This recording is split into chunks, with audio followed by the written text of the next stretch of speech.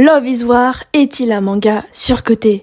Juste petite parenthèse, cette vidéo n'était pas du tout prévue, c'est juste pour combler le vide qu'il y a sur ma chaîne depuis plusieurs mois. La vraie prochaine vidéo arrivera quand le moment viendra.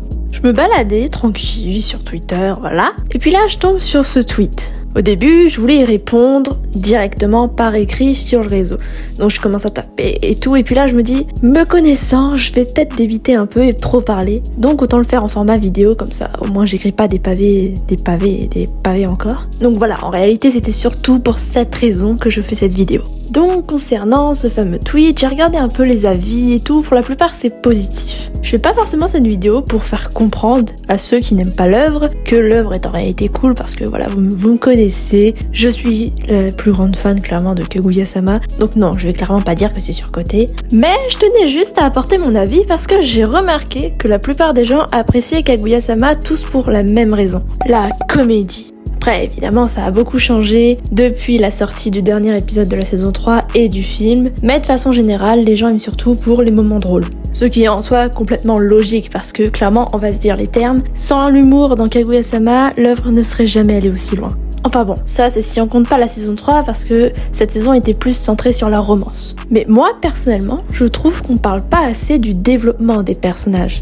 Parce que oui, la partie humour de Kaguya-sama est clairement présente tout au long du manga et c'est clairement l'une des meilleures choses de l'œuvre. Mais il ne faut pas oublier que l'histoire avance. Déjà, c'est quelque chose qu'on a surtout depuis la fin de la saison 1, parce que je vais pas non plus dire saison 2 parce que ça a réellement commencé à la fin de la saison 1, avec Kaguya déjà qui veut juste être libre, passer du temps avec ses amis, faire du shopping, regarder un feu d'artifice et tout, mais que sa famille l'emprisonne. En fait, moi personnellement, c'est sûrement l'une des choses que j'aime le plus avec Kaguya-sama. C'est que dans cette saison 1, ok, c'était l'introduction, donc il se passait pas encore des dingueries. Mais petit à petit, on commençait à voir quelque chose. Surtout du niveau de Kaguya, on commençait à vraiment en apprendre plus sur elle, c'est ça qui était vraiment très intéressant. Puis la saison 2, qui nous a encore fait une masterclass, mais niveau au-dessus. Mais genre, vraiment au-dessus. En fait, ce qui est incroyable avec la saison 2, c'est qu'elle a continué sur le ton d'humour, mais elle a rajouté encore plus de développement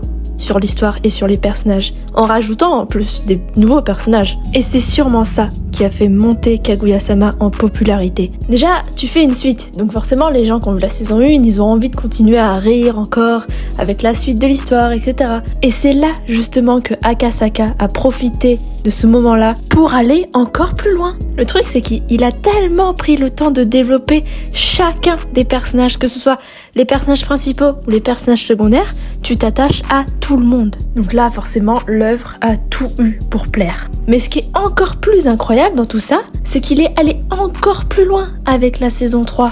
En fait, ce qui est vraiment incroyable, c'est que dans la saison 2, il s'est plutôt concentré à montrer le passé des personnages. Puis dans la saison 3, il a fait développer les personnages. Et vu qu'il a fait développer les personnages, il a fait développer la romance. Et c'est ça vraiment que j'aime avec l'œuvre, c'est que il va continuer à faire ça tout au long de l'histoire. Il va rajouter des personnages à développer, à montrer le passé, etc.